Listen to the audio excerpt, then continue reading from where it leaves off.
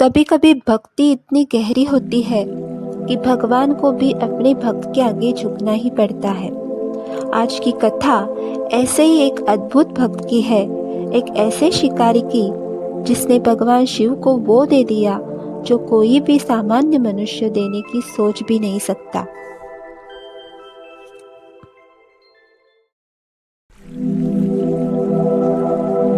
दोस्तों, ये कहानी है सच्चे भक्त कन्नप्पा की। हिंदू धर्मों में महादेव के एक से बढ़कर एक भक्तों का वर्णन मिलता है। उनमें से एक था कन्नप्पा। कन्नप्पा नयनार तमिल भील परिवार में जन्मा। इसके पिता का नाम राजा नाग एवं माता का नाम उड्डपुरा था। कन्नप्पा एक शिकारी था। वो शिकार करके अपना पालन पोषण करता था। एक बार कन्नप्पा शिकार करते हुए जंगल में गया। वहाँ पर उसे महादेव जी का शिवलिंग दिखा। शिवलिंग को देखकर कन्नप्पा बहुत खुश हुआ और वो शिवलिंग के साथ बातें करने लगा। वहाँ पर एक ब्राह्मण भी था जो रोज शिवलिंग की पूजा करता था।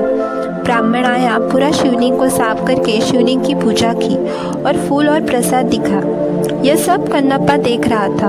उसे भी लगा कि मुझे भी तो महादेव को कुछ खाने के लिए देना चाहिए। इसलिए वो जंगल में गया और वहाँ से शिकार करके ताज़ा मांस लेकर आया और हाथ में पकड़ने के लिए कुछ भी नहीं था। इसलिए उसने दोस्तों अपने मुंह में ही पानी भरा और फिर महादेव के पास आकर महादेव के शिवलिंग के ऊपर डाल दिया। बेचारा कन्नप्पा वो शिकारी था और मांस खाकर ही अपना पालन पोषण करता था।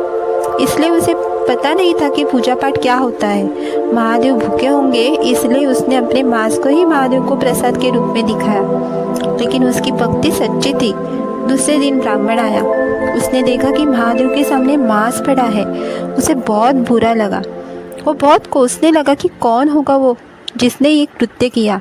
तुरंत उस ब्राह्मण ने मांस को हटाया और वहाँ पर साफ किया और बार बार उस इंसान को कोसने लगा जिसने ये कृत्य किया है। रोज कन्नप्पा महादेव के लिए मांस लाकर रखता था और 24 घंटे महादेव की पूजा में लीन रहता था। महादेव जी से बातें करता था।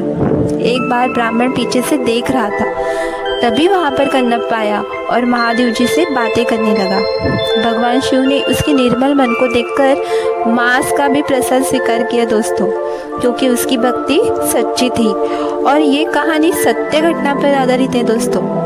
एक दिन महादेव ने उसकी परीक्षा लेना चाहा। जब कन्नप्पा बातें कर रहा था तभी उसने देखा कि शिवलिंग में आंखें प्रकट हुई और आंखों में से खून बह रहा है।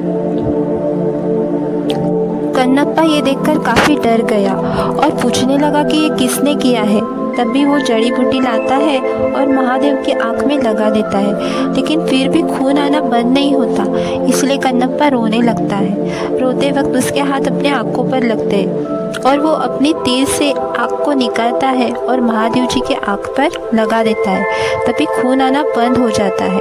कन्नप्पा बहुत खुश होता है कि महादेव जी की आँख लौट आई। तभी दूसरी आँखों से भी खून बहने लगता है। फिर कन्नप्पा अपनी दूसरी आँख निकालने जाता है, लेकिन फिर वो सोचता है कि अगर मैं यह आँख निकालूं तो मुझे पता कैसे चलेगा कि आँख कहाँ लगाना है। इसलिए कन्नप्पा अपने पैर के अंगूठों को अपने शिवलिंग के आँखों पर रख देता है। तभी महादेव प्रसन्न होते हैं। उसे दर्शन देकर उसकी आंखें लौटाते हैं। दोस्तों, ये कहानी सच्ची है।